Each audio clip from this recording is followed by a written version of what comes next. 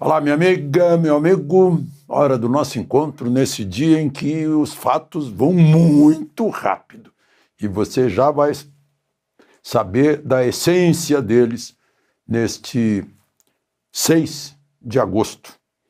Em 1945, está fazendo 80 anos hoje, foi a primeira bomba atômica do mundo, só teve 2, 3 dias depois de Hiroshima, Nagasaki. Morreram aí umas quase 300 mil pessoas, inclusive contando as consequências da bomba. Eu estive lá em Hiroshima com os meus filhos pequenos para mostrar o horror de uma guerra nuclear. Trilhos que derreteram, garrafas derreteram com o calor da Little Boy, né? O gurizinho, o nome da bomba, feita de urânio, jogada pelo B-29, chamado Enola Gay, do comandante Paul Tibbets, que morreu com 92 anos. Antes disso, em março, as superfortalezas americanas haviam feito um ataque maciço contra Tóquio, com bombas incendiárias. Tóquio era uma cidade de madeira e palha. 100 mil pessoas mortas pelo fogo também. Ou seja, o 7 de dezembro de 41 foi o dia da infâmia, em Pearl Harbor. Depois, o 6 de agosto, foi o segundo dia da infâmia, em 1945. Pearl Harbor foi num domingo, Hiroshima numa segunda-feira. Foi uma nova guerra em que não se decidia entre os exércitos num campo de batalha como em Waterloo, né? Cidades bombardeadas, civis mortos. Os mortos desse ataque, praticamente todos civis.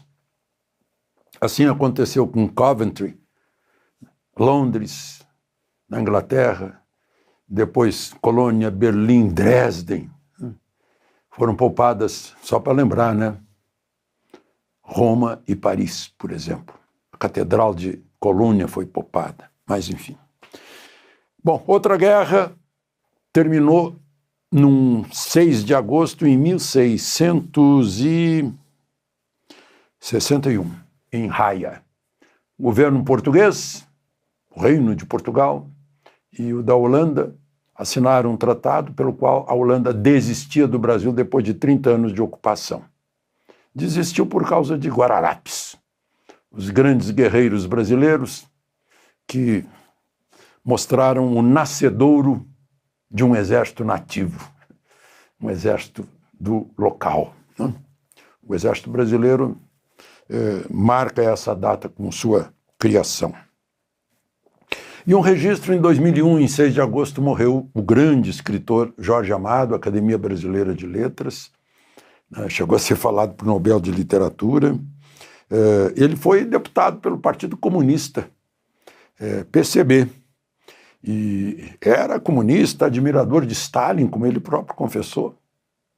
Só que a gente olha as biografias hoje, na rede social, não consta o arrependimento dele, dizendo que o comunismo é um grande engodo, uma grande mentira, né, que escraviza as pessoas. Ele disse, na hora que abandonou o comunismo, que não queria mais saber, estava arrependido. Fez 35 livros. Bom, vamos então aos acontecimentos de hoje. Lembre-se de se inscrever se ainda não fez isso e ao final de deixar o gostei ou não gostei.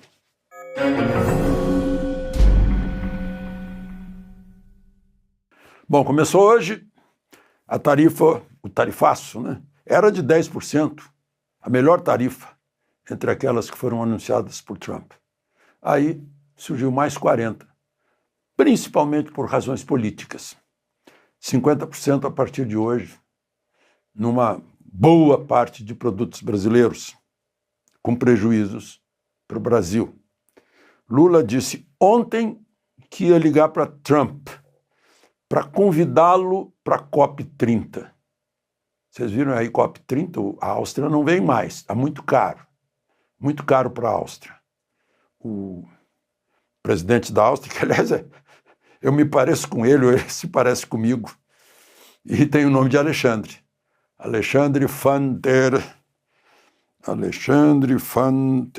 Bellen avisou que está muito caro, que não tem dinheiro para pagar em Belém.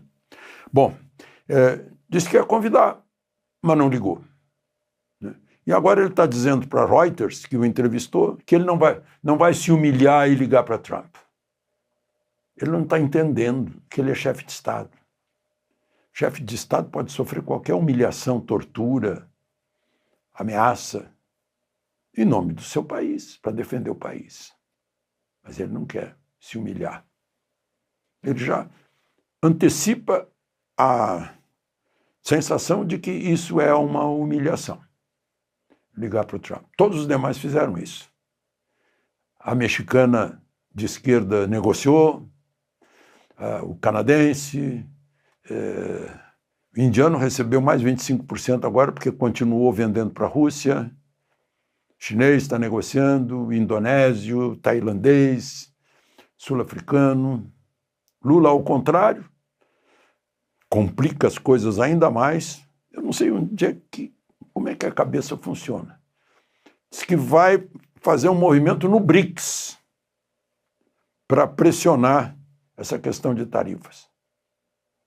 Quer dizer, ele quer sofrer mais uma frustração, que a Índia não vai, claro, a China não vai se meter, a Rússia já está com 1000 problemas, e nem o sul-africano, que foi lá para o Trump ainda levou um xingamento. Não sei como é que se mete nisso. Parece que faz questão. Isso tudo comprova o que eu imagino que seja, que ele quer ter essa tarifa para ter uma desculpa para o desastre fiscal do seu governo, né? E o fato de que ele está apaixonado pela China, para justificar isso perante os brasileiros. Só que, para fazer isso, ele vai prejudicar muitas atividades, empregos e empresas no Brasil, que dependem muito de exportações para os Estados Unidos, né? Aliás,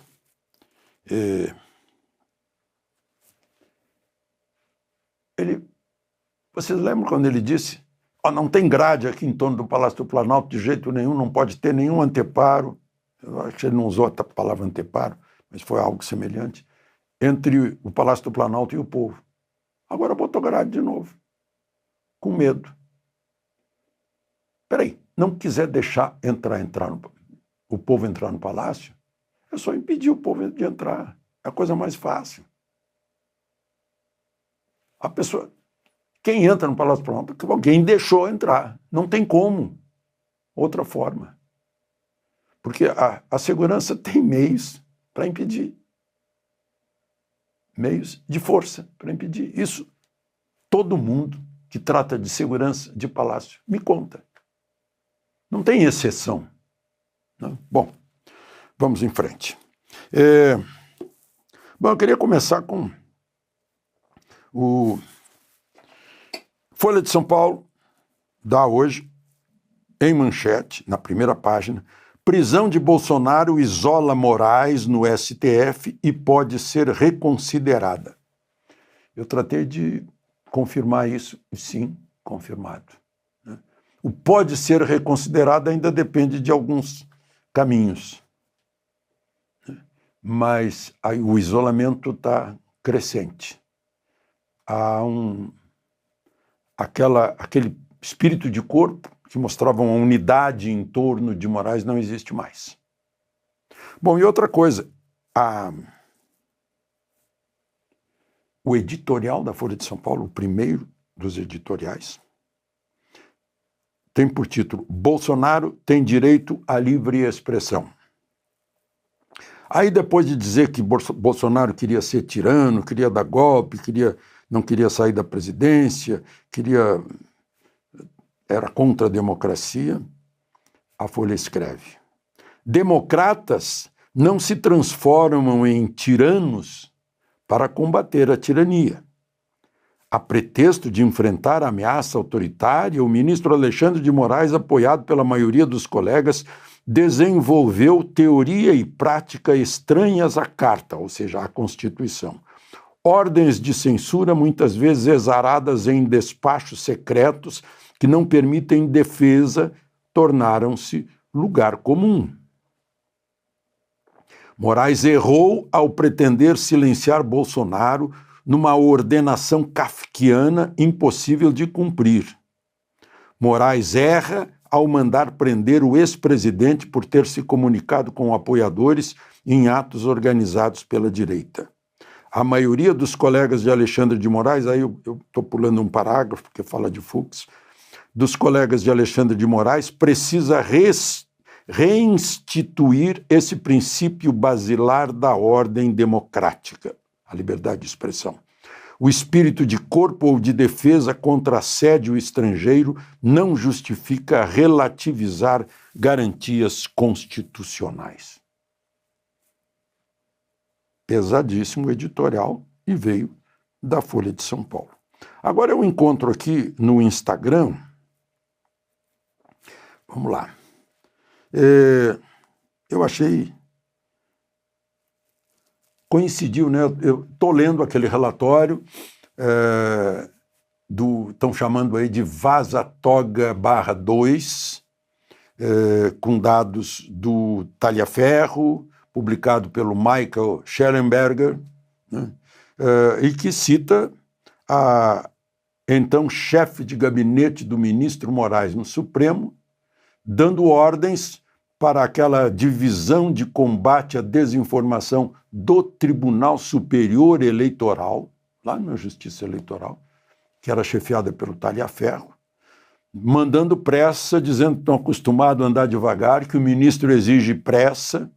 Na Folha 7 diz que ela foi implacável, inclusive exige aí o afastamento de um certo Fred, que se chama Frederico Alvim, porque estava muito devagar, né?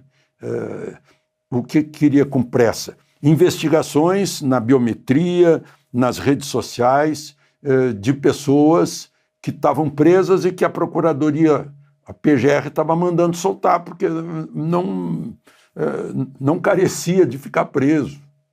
Mas o ministro não queria que forem soltos, tem que verificar quem são esses, né? Então investigavam, aí viam lá que a pessoa postou algo contra o Lula e tal, aí ficava preso, né?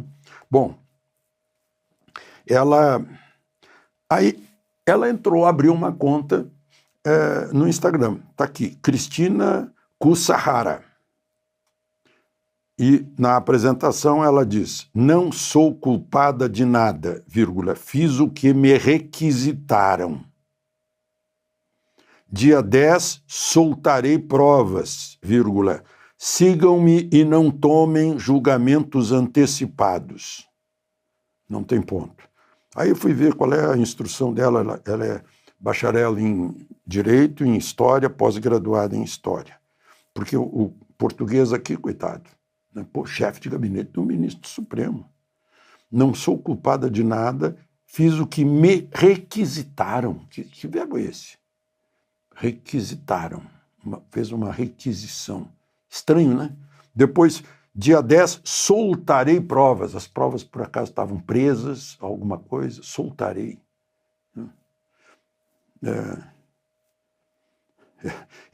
É uma tradução do inglês, né? Nominal, né? Release. O inglês usaria release aqui. Estranho. Em vez de ponto e vírgula, que estava mudando um pouco de assunto, estava uma vírgula. Sigam-me e não tomem julgamentos antecipados. Tomar também me parece uma tradução literal do inglês. Né? Não façam julgamentos antecipados ou não pré-julguem, né? Mas enfim.